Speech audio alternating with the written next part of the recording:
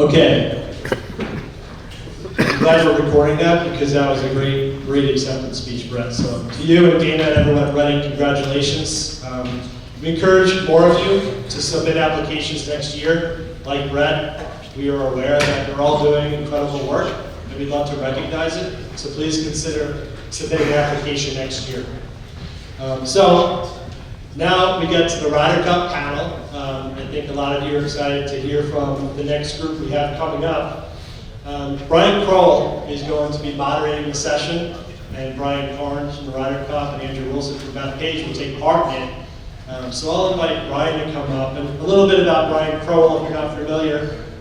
That course, when you drive over the Whitestone Bridge, Bally's Ferry Point, Brian is the general manager of Bally's Ferry Point, a PGA Master Professional, and a past president of the men's section of the PGA. And a little tidbit, there's another tournament happening in a couple of weeks, well before the Ryder Cup, called the Masters, and in just 2 weeks, he'll be in Augusta broadcasting his 15th straight Masters with CBS as an analyst for Masters on the range, and he'll be hosting featured groups all 4 rounds with Smiley Kaufman. So, needless to say, it sounds like it's fun to be Brian Crowell. So, without further ado, Brian Crowell.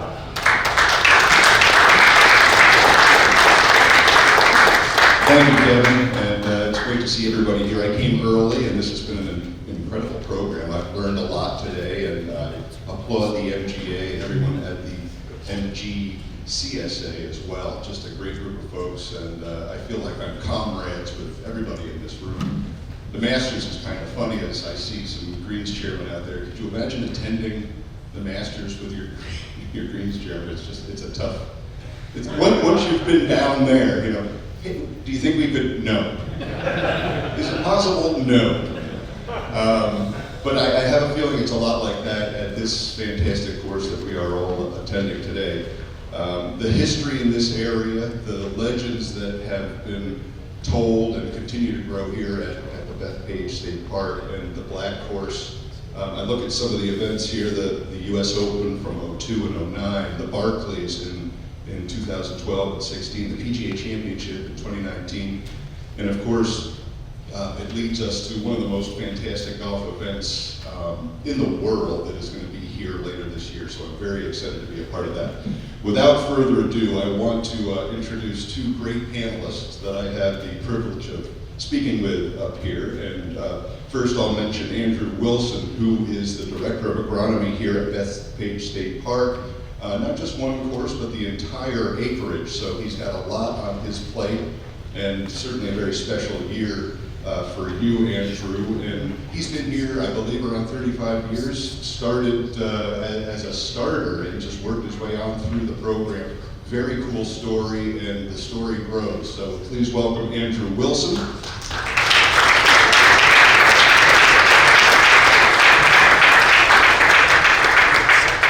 And we also have Bryan Karns, who is the championship director for the 2025 Ryder Cup. Incredible experience that Bryan has with directing championships, a number of senior PGA championships, also 2 PGA championships, so he's no stranger to major situations, and this is going to be a brand new bullet point on a very incredible resume already, but a great source of information. He's going to oversee the entire operation, and a great opportunity to learn a little bit more about the behind the scenes operation. Bryan Karns.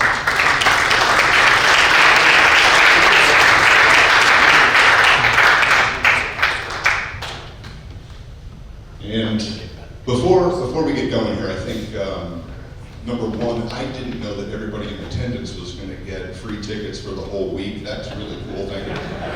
It's a joke. Sorry.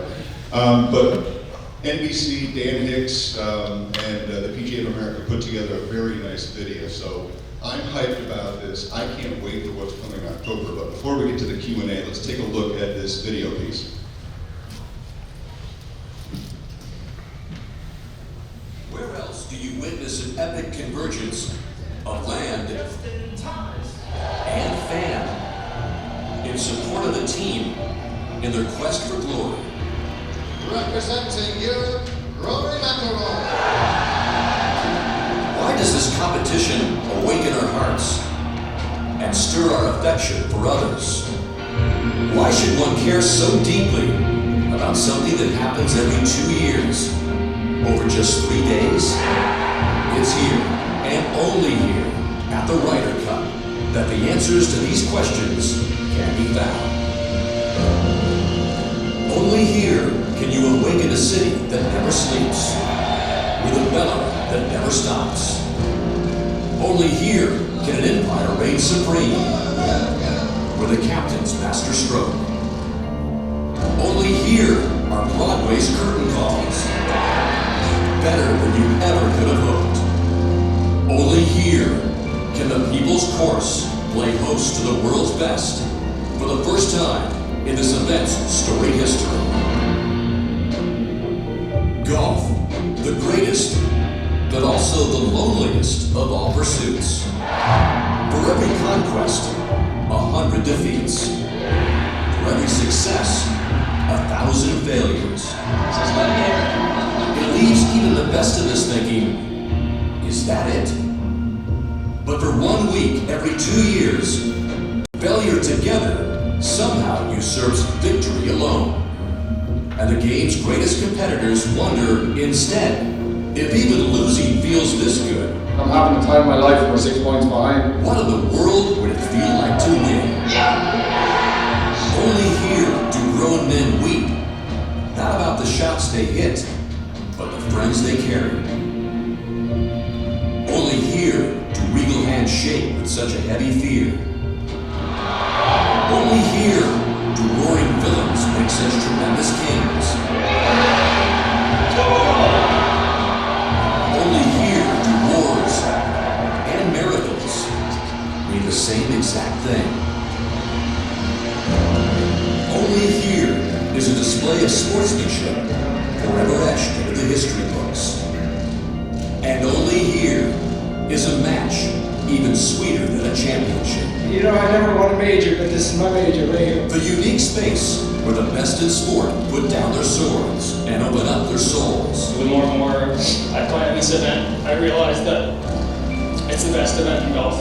It's here, in the shadow of the Big Apple, off the shoreline of Long Island, where green gives way to the black, that seeds of lifelong union will be sown.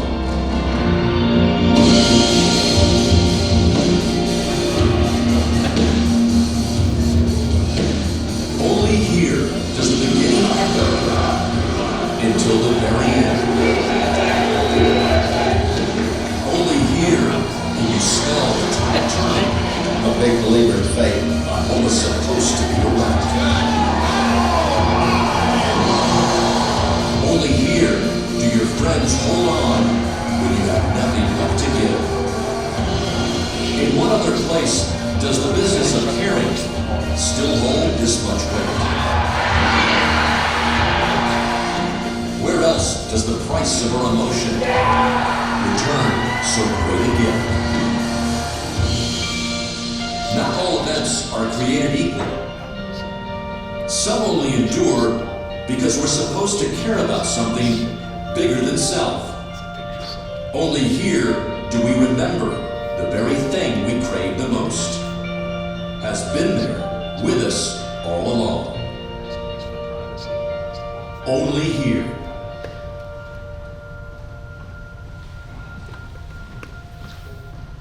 You can clap. How about that? That's spectacular. Spectacular. To think of all the places that trophy has been, and this is just going to be such a great year.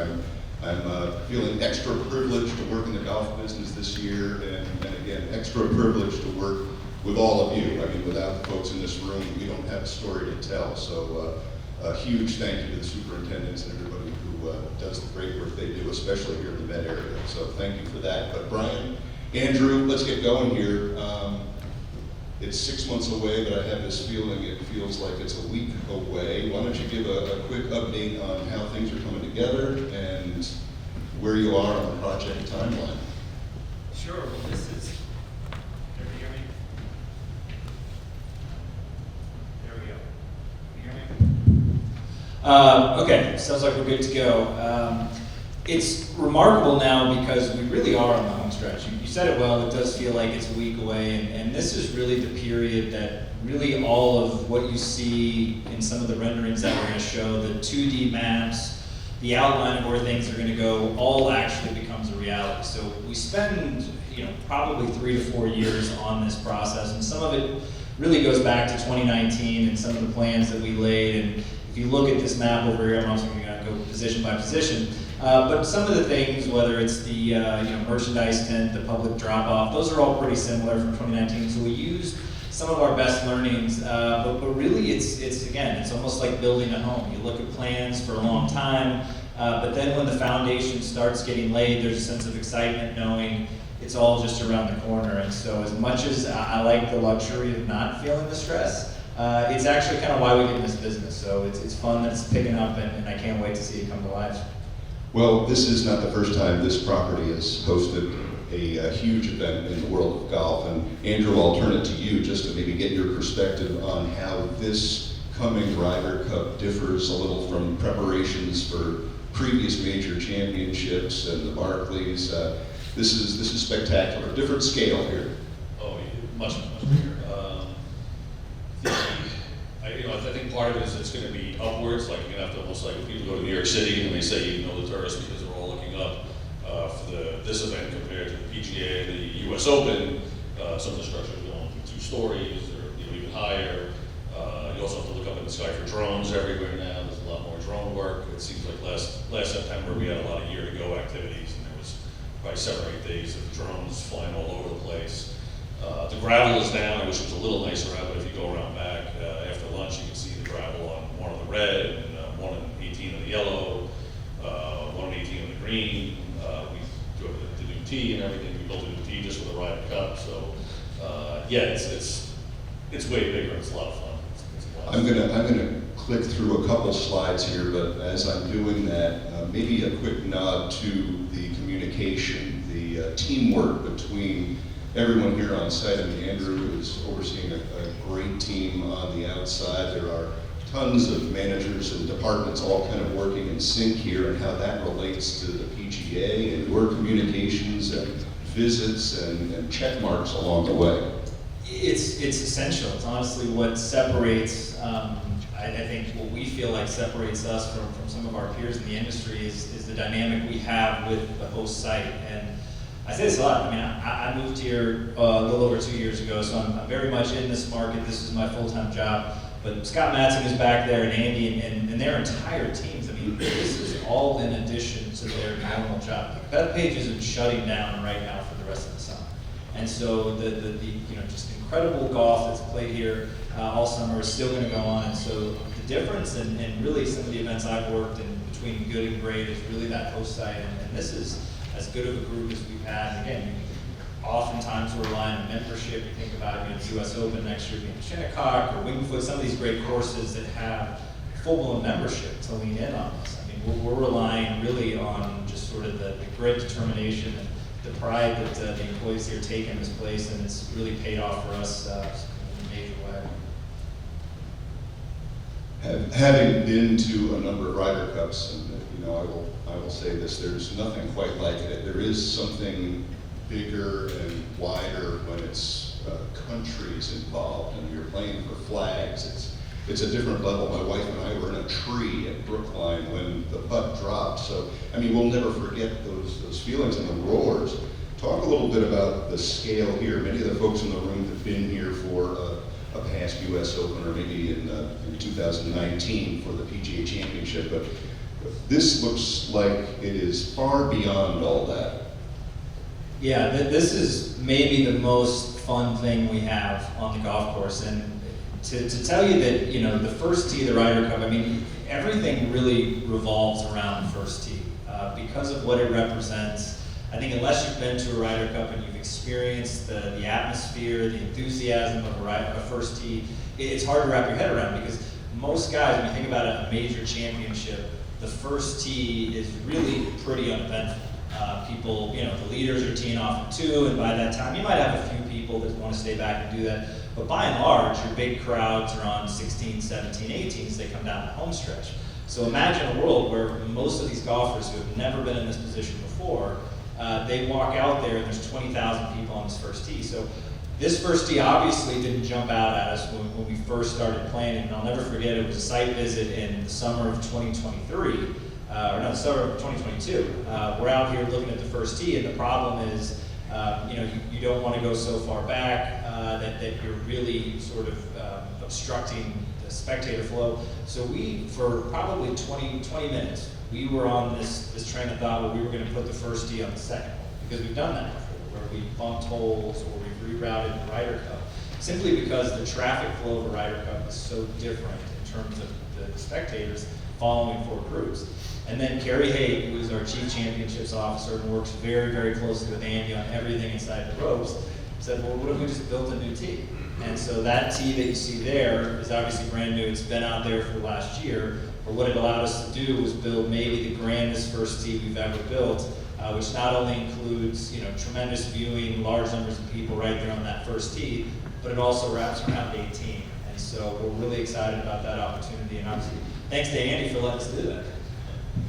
That is going to be crazy. I mean, just crazy. And I'll keep clicking here because this sort of helps to show the scale. I will point out in that last photo, there was, like, that photo's correct, there are already some trees that are missing, that went missing. I'm sure there's a few superintendents who will smile about that. So, and then, like, the way that looks, it's gonna be awesome, just to have, the opening ceremonies is really cool, to have the whole crowd that's gonna be in the rough over there for the day before. It's awesome. The first tee of the Ryder Cup is the best thing in golf by a mile, and I'm just really happy about it. And it continues. I mean, we see in the distance, this is not just around the first tee in the 18th green. Yeah, what really sets up well for us, like I said, the first tee is essential, but then 15, 16, 17, and 18, although I think statistically as you go from 15 to 16 to 17 to 18, the percentage of matches that actually finish on those holes starts to dwindle to I think maybe 25% on 18. But what's been incredible for us is how great Bethpage sets up, because 1, 15 through 18 are all on this side of Brown Swamp Road. And so what it allowed us to do was basically put every inch of hospitality we had, which it's exceeded all of our initial sort of inventory goals. Really, we had to just say we can't build anymore. There's nowhere else to build. But it allowed us to put all of it in this space. So even if you're down there on 15 in one of those skyboxes, you're on 18, you're going to be able to feel the excitement and the enthusiasm of what's happening on the first tee. So we feel like it's going to be incredible atmosphere as we're sending the four groups off in the morning, and then as they come back at the end of the day. And it really allows spectators who aren't interested in following the groups to kind of park one spot and then really just watch the golf on the video boards and then be there as they come back across the road. I think this is a perfect crowd to talk about the impact of this after. There's a lot of preparation ahead of this and on the way out. I mean, you think about the traffic patterns and the number of feet that are going to be out there. What are the expected crowds at this point? So what's interesting is that the crowds will probably be at that 50,000 a day, and just because the demand is there doesn't mean we actually add tickets to that. So I think the U.S. Open in 2009, I think had some pretty great crowds, maybe 2002. So I think it's not the sheer number that will feel significant, because I think there are other majors that have had those numbers. I think the concentration is where people really notice it. And we take that very seriously, that there's a number that Kerry Haig gets to in his mind, and he says, if X number of people are here, anything beyond that is really going to compromise the viewing experience. And anyone that's been to a Ryder Cup knows that at the top of their list of things they enjoyed, viewing isn't actually one of them, because it's hard to see when you've got all the golfers concentrated in four groups. It means 40,000 people are following four groups instead of 40,000 people following 18 holes of golf. But it's going to be packed on Friday, Saturday, Sunday, obviously. It's going to be just, I think, to the walls with people. And that's what adds to the atmosphere. All eyes are going to be on the black, but Andrew, what does that mean for the other golf courses? I'm guessing that the black will be closed. I'm anxious to hear how long before the matches and perhaps after, so I would guess that traffic is going to be taken on by the other courses. A little bit. One thing that's back to thank whoever designed the clubhouse in the 1930s, because the men's and women's locker room are different sizes. So for the Ryder Cup, to have the team facilities be the same size as the building in the parking lot. So, stroke of luck for the agronomy side for us, the Black Horse will close around August 18th, because that's when half the parking lot, we're just not gonna have capacity for golfers. So I think we're even gonna close the green and the yellow at that point too, just so the merch tent area and some of the things we were looking at, sliders would go was 118, the green course. So, I mean, we feel like our junior program can use some of those courses when they're closed, but the blue and the red will be taking the brunt of it then. But it's definitely the height and the size of this event is bigger than anything we've done. And it's not, like if you've been to the Ryder Cup, you kind of know, like you're in there for 2 minutes and you just start looking around and like it's bigger than any of the other golf now. And yeah, so the agronomy side of it, our sod supplier's happy because I'm already ordering sod for, this time next year and all that. So yeah, there's a lot of, the 10th fair with the yellow courses already has gravel on it. Like I said, it's gonna get paved over soon. We have the Uber parking lot's another bigger, rideshare parking lot's a big deal this time too on the yellow course, and more helicopters this time, and yeah, it's just, grander and grander and grander. We're looking at various spots around the facility here, but one of the things that was of interest to me is the range and the practice facilities and the preparation for that. I'm assuming we give top flights to Team Europe, and the U.S. team gets all the top-notch golf balls. I'm a Callaway guy, and I gotta say thank you to the sponsors. But honestly, what are the details when you get into the range operation, and where does that all play into this? So the range it'll still be on the driving range will still be on the first hole. The yellow, the ninth hole, the ninth green of the yellow is still the practice chipping area. The practice green situation will be a little different. Typically, it would be the putting green behind the clubhouse is the black course putting green, and the red course putting green in front of the clubhouse. But for the Ryder Cup, we're going to use there's a practice putting green by the yellow course and the red course one in front of the clubhouse. But I think it's really just for traffic concerns, like the black course putting green is kind of not getting used for. So we might have like the junior kids will be using the black course putting green in July and August. When we're going to have the red and the yellow closed down more often. By the way, congratulations to Bethpage for the PGA Junior League National Championship. Pretty cool. Pretty cool there. Yeah. And I do want to give a nod to the golf team and everybody, the GM, the whole staff here. It's going to be incredible, and it does take a lot of people. We were talking before this about delegation and how important it is to have a number of people all synced on what has to be done. You look amazingly young for your position. How have you avoided stress? Well, you said it. It's delegating. It's understanding that the Ryder Cup is bigger than any one person. And I think there's, if I did the head count, it'd be 1,500 to 2,000 people that in some way have their fingerprints on this event, and that includes maybe 500 people at the home of the PGA of America in Frisco, Texas, that are supporting us. Obviously, I'm leading the team that's in the field, but we've got a lot of folks that are, again, helping generate a lot of the supporting materials, the HR, the legal, everything we need to get this event done. But once we get going with our vendors, and that's what will be interesting to see, anybody that's playing out here this summer, I mean, you'll see crews of 50, 60, 70 guys moving from one location to the next, building all of these structures. And so in that sense, it's really like building a home, because the foundation's got to go in, and then electrical, and plumbing, everything has to work hand in hand. So there's a tremendous amount of collaboration, of teamwork, and it's oftentimes why we continue to use national vendors for these type of projects. First of all, the tent inventory that we have, there's probably 3 companies on the planet that could fulfill this. Because this is not just, and that'll come up occasionally, right? You talk to someone local, and hey, I've got tents. If you need tents, I do tents. Is that something you guys really need? Again, these tents are a different layer of complexity, and I think the consistency that we have with so many of our national vendors is what allows us to go in and basically spend 6 to 8 months working on a plan. Our operations folks met with all of our vendors last week for essentially 4 days. They created a build plan, and it all starts really in about a month.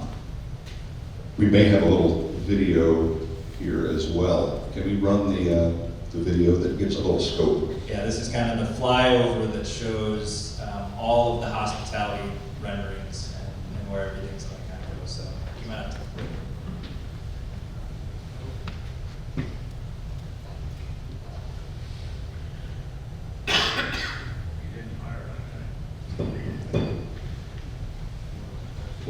a second. Here we go.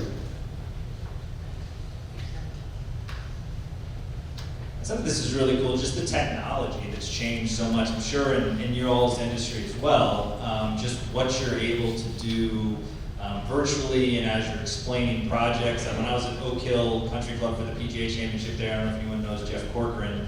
He's one of my favorite supers. But I remember him going through and doing a presentation for members on removing a couple trees, and he used Google Earth to sort of show the sunlight and how that all impacted and just really helped tell the story of why some of these things are important. Obviously, this kind of helps us tell the story of how big this is and show very quickly that every inch of this golf course is being consumed in some way, shape, or form. And to me, what's interesting is that this is all the front of house. So when you think about what we're doing to Andy's golf course, that looks like a lot. But then if you go behind, it's essentially the same amount of square foot. It's either gravel or sort of supporting equipment to make sure all those venues have power and catering, electrical, television, everything that we kind of need to build to create a premium experience in a very much temporary environment. Knowing what I know about Kerry Haig and how he sets up championships, are there any surprises with yardages, maybe playing from different tees, stretching some holes out, making some a little more attainable? After the first hole, actually, right on there on number 17, that'll be the one hole that's definitely going to change because they're going to play off the front tee actually, so they'll play shorter than they did for the major championships, and that's because the hope is that if it does get there, they're going to have grandstands on the two back tees, so if the matches do get there, the Europes are going to feel a little heat from that tee, from the crowd over there. Other than that, some of it, the grass really hasn't even really started growing too much, so we're still sort of in a lot of TBD, a lot of to be determined so far. Look at that. That is awesome. Thank you for helping us provide these images early on. And it leads me to another question about, we'll call it captain or team involvement in terms of conditions. Have you been starting to get any input from Captain Bradley about conditions he'd like to see? Now, it's kind of neat that he's got some history here. He's familiar with the property. Probably a little upset about St. John's right now, but I do think there's always that guesswork that we have on the outside, thinking that, well, how is Keegan going to set this up? How much of a say does he have in hole locations and length of rough, etc.? I think the height of rough will be something that they determine, but so he was here the year ago. We had a bunch of year ago events in late September, and he hasn't been back since. So I think he's supposed to be coming in a month or two. But with the grass not really growing yet, we're kind of in, like I said, it's a lot of kind of boring news right now. I hate to tell you, but it's a lot of TBD. Nothing's really determined yet. So currently, we start off the year with the rough's usually a little shorter, just for the end of the year, beginning of the season. Typically, the rough end season is at 3 inches. Right now, it's at 2 1/4. So we're probably going to keep it at 2 1/4 until they can kind of. So we'll usually let it grow up and to kind of take it back down. So that's kind of where we're at now. We've asked a few of those questions. We're like, oh, do you think they're going to use this tee or that tee? And I think some of that, the home field advantage isn't as pronounced as maybe it used to be. Like I asked that question about one of the holes, and they said, well, if we were going to do something like that, we would confer with Team Europe and make sure that there's no big surprises. Like the day of, they're not going to change tees or anything like that. I know in past history there were like sometimes the hole locations are given out. Like in Europe, I think some of the past Ryder Cups they've given them the players the hole locations. Before Friday, they've given what they have all 5 rounds, and we usually haven't done that. But like I said. TBD. Andrew, that's the juicy stuff. I mean, I want to know. That's the whole locations from 2 years ago. Sorry. Well, and on the PGA side, Kerry's he sort of likes to see data, but he doesn't really get too overly concerned about it. So it's a lot of if you ask Chris Hazeltine or Chris also, but whistling, it's championship speed. That's what the greens are, championship speed. I have to ask a question about enthusiasm. We've heard a lot about that and how the New York market is really excited to be hosting this, and I say that as a proud New Yorker, and I'm going to be loud, and I'm going to be excited about this, but it does lead me to potential security issues, and we talk about planning behind the scenes. Have extra measures been taken in that regard? I wouldn't say extra measures. I mean, we work very closely with whatever host agency would oversee it. So again, it depends on what community. For this event, New York State Police is the lead agency, and so we've got a security or consultant that works for us that we obviously sit down and we go through these plans.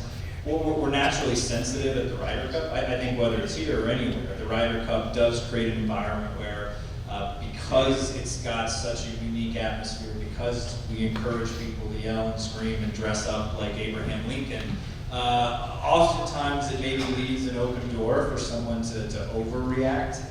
And so we take those precautions everywhere we go. Obviously more law enforcement with inside the ropes. I think that some of that maybe is misconstrued because having been here the last 2 years, I feel like fans here are incredibly knowledgeable, smart sports fans.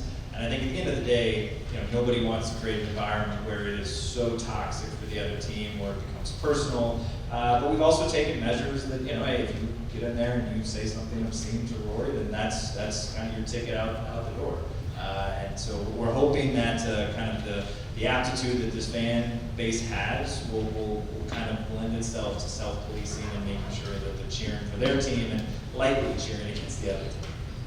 I wasn't going to go this way, but you opened the door with Abraham Lincoln. I'm at Bally's Golf Links at Ferry Point. Of course, I'm familiar with working with the Trump Organization. What would a visit from a sitting U.S. president do to your preparations? Yeah, so, anytime, regardless of, anybody's affiliation, having somebody that's that senior state coming to your event is a really cool moment. And I think something that anyone would be proud of. Operationally, it's incredibly difficult to make these golf courses, as you can imagine, to secure these things. There's a lot of what Secret Service would sort of tell you are some real blind spots out here, and so that's really the only, and that's whether it's it could be the president of any foreign country that came on site. So while we actually appreciate if it's well in advance. A late notice is tough, but that's kind of the nature of what we do, obviously, is we have a plan in place. We have things that we hope don't happen, or we think it would be easier if something didn't happen.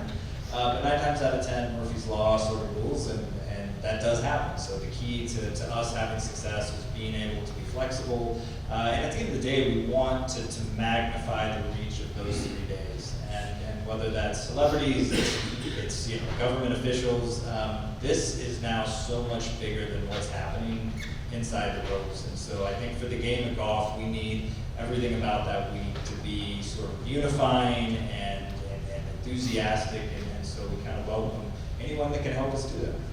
And I personally would love to see that, provided you had the notice necessary. That would be incredible. But I do wonder about the balance of those in attendance. And is there any ticket sales consideration with international attendees versus domestic? I would say in this particular case, we're a pretty easy commute for Europe compared to other sites here on U.S. soil. Just some thoughts about the ratio. Yeah, it's a great question. So outside of an allotment that Ryder Cup Europe gets, there's not a designated program that says, we're going to get tickets in the hands of Europeans, and obviously it's challenging for a couple of reasons, including there could be a lot of Europeans living in New York City that are expats or people that are just here, and so they want to buy those tickets. But we actually did go back and look, and probably, I think it was about 13% of all the tickets purchased in our public sale were from overseas, from continental Europe. So that was actually this year. Yes, so that was actually a really good number. And we didn't have the number in 21 at Listing Straits was very, very low. We ended up refunding a lot of Europeans because at that point in time, in September of 2021, there were still COVID travel restrictions, and so I think Europeans had to sort of deal with the potential that they went back home, they tested, and then they had to sit out 2 weeks after taking a vacation for a week. So it just became very problematic. But to your point, this is the city, and if you're a European who had looked at Minneapolis, Milwaukee, New York, I think probably New York was going to be it. So this couldn't have worked out any better, I think, coming out of COVID. I think a lot of Europeans had this earmarked anyway, but I would expect a very strong presence from the Europeans. Yeah, and my initial joke about tickets aside, it is hard to know because there are secondary sales, and you can't really tell what that ratio is until they're here. I'm sure we're going to hear our share of ole, ole, oles, but it's going to be incredible. Andrew, I'm going to throw it back to you, just maybe to talk about your team and how great a job they're doing in preparation for this. It does take a huge effort here. Yeah, I do have a quick comment about the European. So last year, Luke Donald and Eduardo Molinari, one of the co-captains, they came out and they went around and we had a little wagon train with like 3 or 4 carts, and I was with one of the PGA guys, and they asked a few questions about what types of grasses we had and things like that, and then we get over to the 17th tee, and we're parked off to the side of the tee, but like I said, it's 3 or 4 golf carts, and someone driving by goes, no carts in the black. So and then the next day they played, and one of our golfers recognized Luke Donald and brought it upon himself to announce that here's Luke Donald, former world #1, just being like boisterous in a good way, but I think Luke understood that it's not going to be quiet. It's not going to be quiet. People are going to say what they want. So, What was the opposite? I feel like it was the opposite when Keegan was out there. It was like, every golfer was flagging down. Keegan, you're my boy. Like it was. Yeah, let him go. Yeah. I mean, I'm hoping. One of my first sports memories was like the 1980 Olympics, so I'm all about that. USA, I just want to cream them. So I think we're going to be beyond that. I really do. It's going to be exciting. But a little love for the team. Yeah. So I'm the overall director of Agronomy here at Bethpage. Each course has a superintendent, and Mike Hadley is our black course superintendent and does a great job. It's good that I have someone I can trust and who I can leave the majority of the day-to-day decisions in the black course I can leave to him. And he's been here for all the U.S. Opens. He's been here about 25 years. So yeah, we've both been here for both U.S. Opens. Kind of comfortable working with each other, so that's great. And there's a few other people on staff, even in our clubhouse. Suzanne Friedrichs has been here for longer than I have too. It's another person who just we can kind of ride the drama out and kind of get the result. And in terms of our other. We have assistant on the black course, Ryan Murphy. He's been here 15 years, so we have a pretty experienced team that's been through these things before. So, they're not going to freak out when the guy in the, I don't know if it's a Coke or Pepsi, I forget, but when the guy drives 10 feet onto the rough, in 2002 or 09, we're ready to chase the guy down with hatchets, and now it's like there's other game plans and way to talk to Bryan and his staff too. So there's a lot of that as well. I mean, and some of that you just have to be ready for it to happen. I think at some point you feel very. A lot of superintendents feel like the golf course is their baby, and then sometimes we're kind of like it's maybe the first time you're letting someone babysit or something, and you're giving your baby over to somebody else, and you just realize you're part of the current, and we're all trying to get to the goal at the end of it.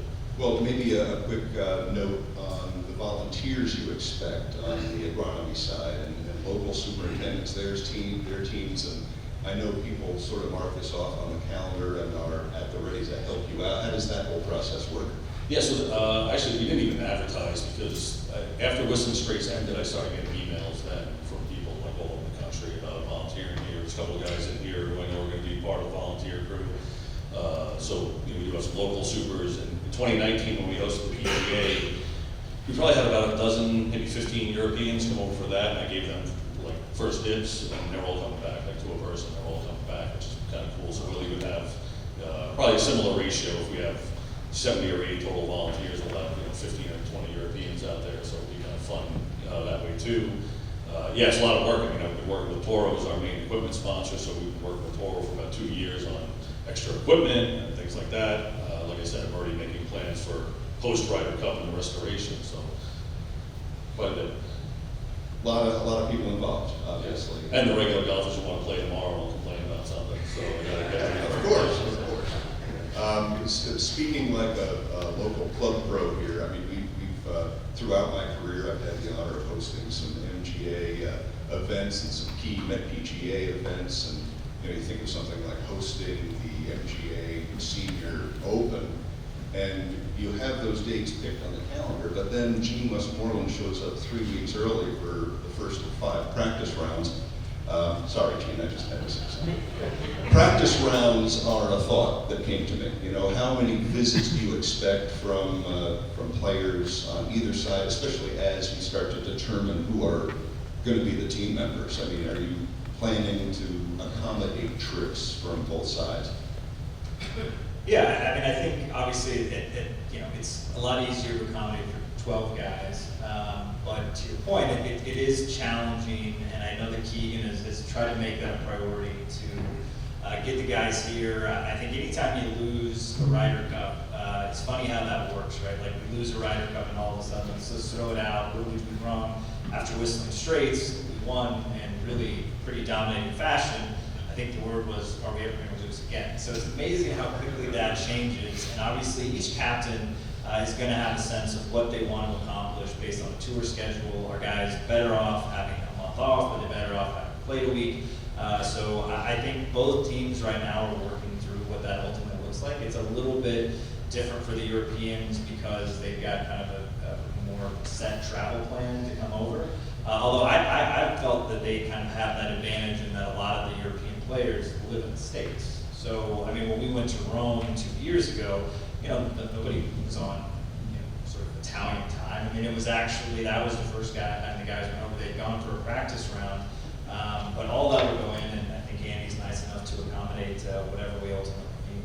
Well, it leads me to media, perhaps, and how those visits are prepared for. And, you have a relationship with the media, I certainly do too. I'm sort of trying to imagine where the media compound is, probably back over through the horse trails there, but there's a lot that goes into this in terms of telling the story, telling the right stories. How are you managing the release of all of that information? It's great, yeah. So obviously this event for us, it's sort of two parts because when you're running smaller events, a senior PGA or a PGA championship, even the one we did here in 2019, you really do everything in your power to leverage what's earned or paid media to kind of just raise awareness, to help sell tickets, to just generally get people excited about it.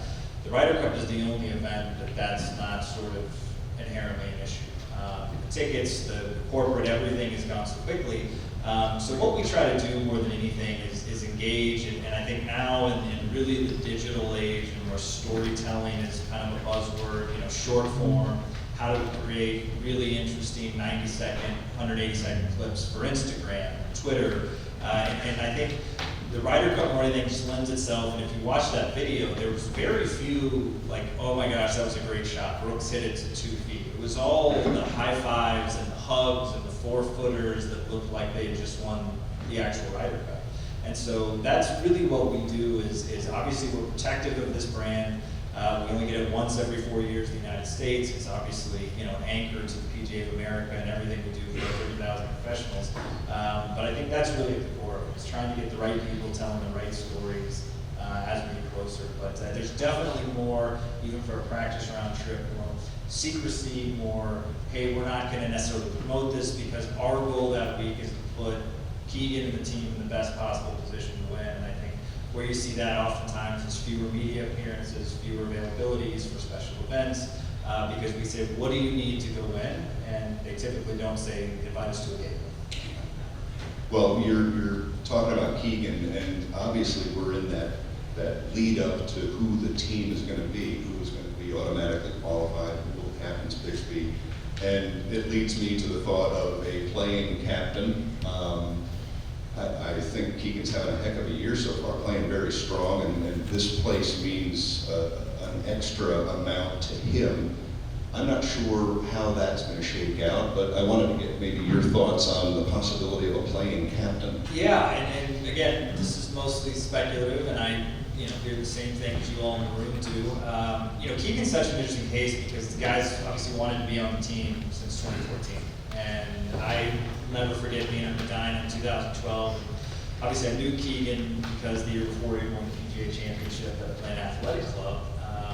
But to see his fire and energy for the Ryder Cup, I just felt like I hope that guy plays on every team moving forward. And so for him not, and then as a part of the Netflix story, to not make the team, I'm sure there's a huge part of him that wants to do it. But I think what's been great is that at its core, he wants the team to win. And so I think it's a rare situation. We haven't been in a situation in decades that we've got a captain that can potentially play their way onto the team. I think he's been pretty clear that if he doesn't qualify in the top 6, he's probably not going to put himself on the team. But I think it's because it's never been done. You just don't know.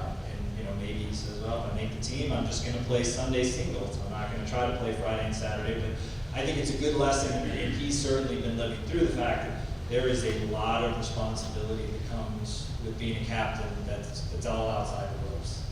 And so I think if he had to ultimately choose, am I better off putting the team in a position to succeed or just playing? I know 100 times out of 100 he's going to put the team first. That's actually some very interesting perspective about how he might consider joining the team in that way. I hadn't really thought of it that way, so great perspective there.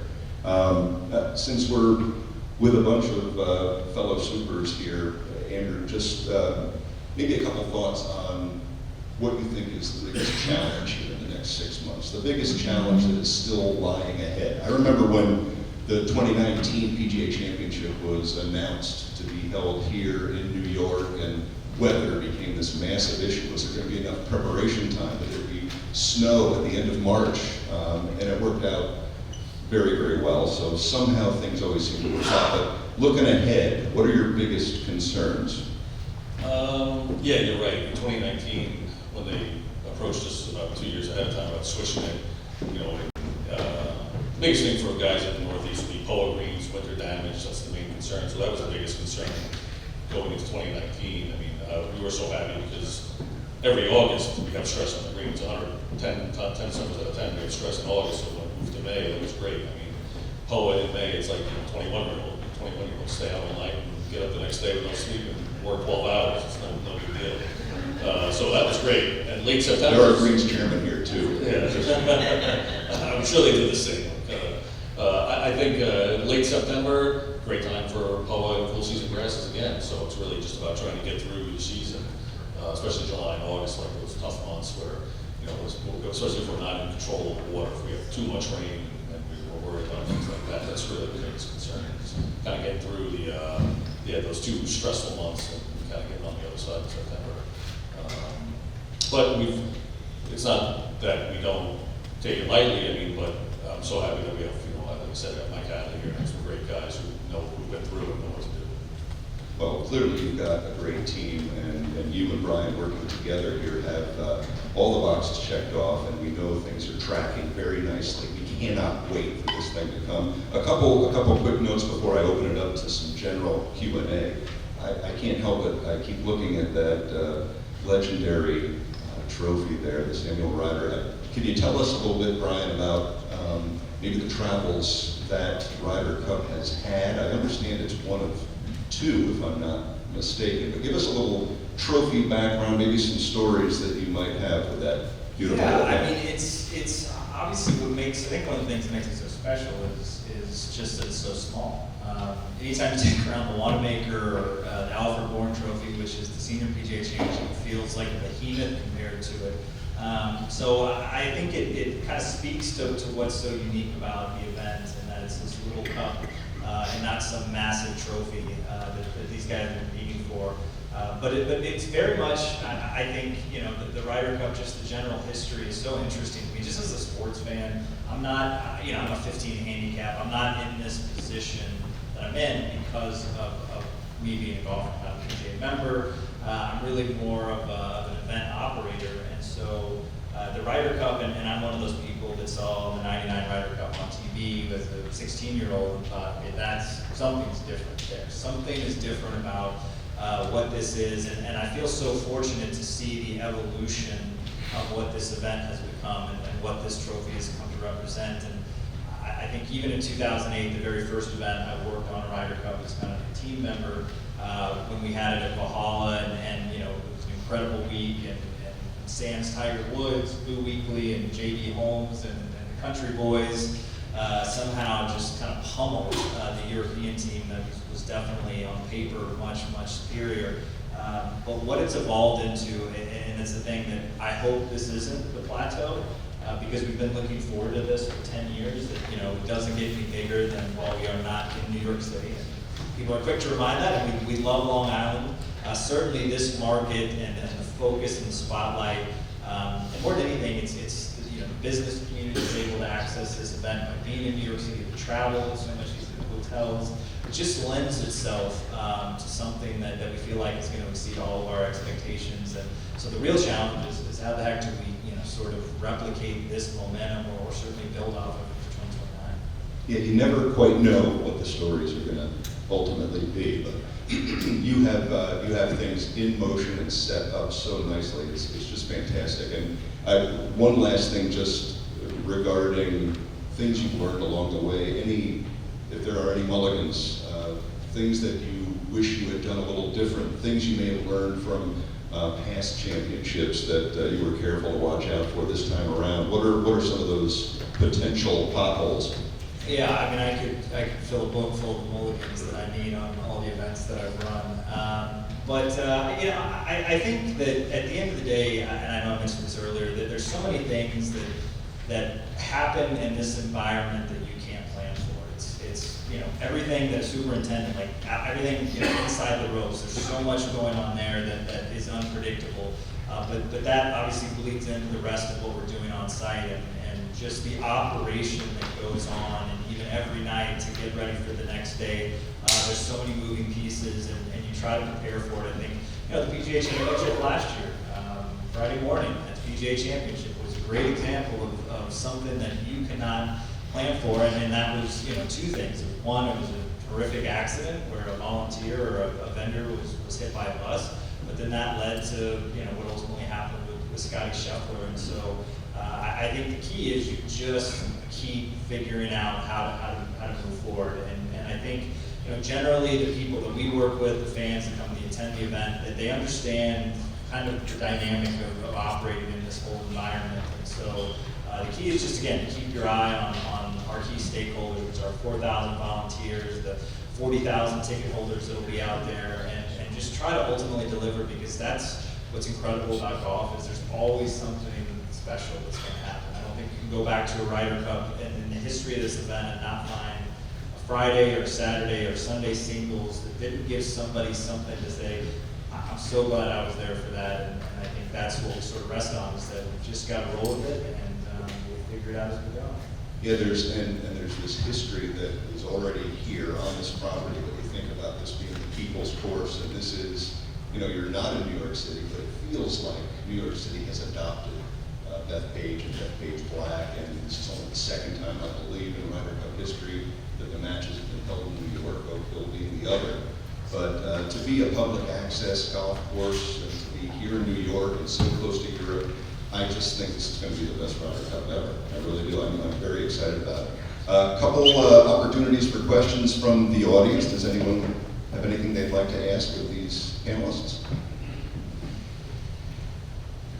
Man, we have done a great job. We've covered all the angles here. But anything you guys want to add before we close things out? I just think this is such a thrill for us as a Met PGA member and a member of this MGA area. This is just something that we're taking great pride in, and we're excited to host this. Can't wait.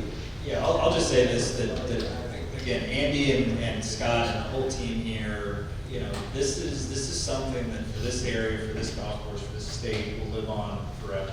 And I think that, you know, it's so underappreciated, and I think I get to be here and say, I'm the tournament director, and there's a lot of fun things to talk about, but if the golf course isn't in shape, if we're not able to build and construct this championship with partnership with the host site, we wouldn't be able to do it. So I think, again, Andy, all the volunteers that he brings in, it's an incredible thing to see at these majors, all of the volunteers that are working the grounds. It's one of the coolest things, and I have just so much respect. So really, thank you to Andy and the team. I just hope people remember that when we're gone next year, it's the folks at Bethpage that really got this done. Well, before I let you go, the impact after this event, what this does, quickly, I know you're kind of aware of all of this more than anybody else, but what's the impact it has on the local community? What sort of a footprint does an event like hosting the Ryder Cup do for this area?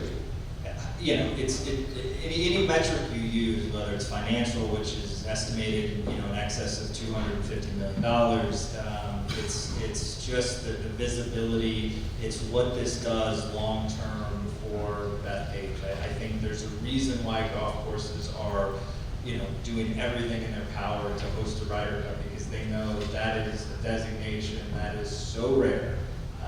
And it's so impactful because of what it means. And I think certainly in this era of kind of the modern Ryder Cup, not that Bethpage has any issue with filling T-sheets, but it's going to be a part of their legacy. And what we hope is that this is just one more, you know, sort of partnership with Bethpage that will continue in the future with more PGA championships and potentially more Ryder Cups.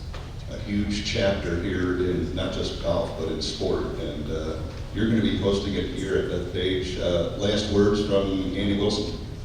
You know what's really helped over the years is, honestly, we've had major tournaments, but the several times a year we have the MGA. We have little tournaments here, you know, whether it's the women's tournament we do in August or some other events, or qualifiers. Every day is another event for our staff that they have to get ready for a tournament, whether it's at 7 o'clock or 10 o'clock, 1 and 10, shotgun.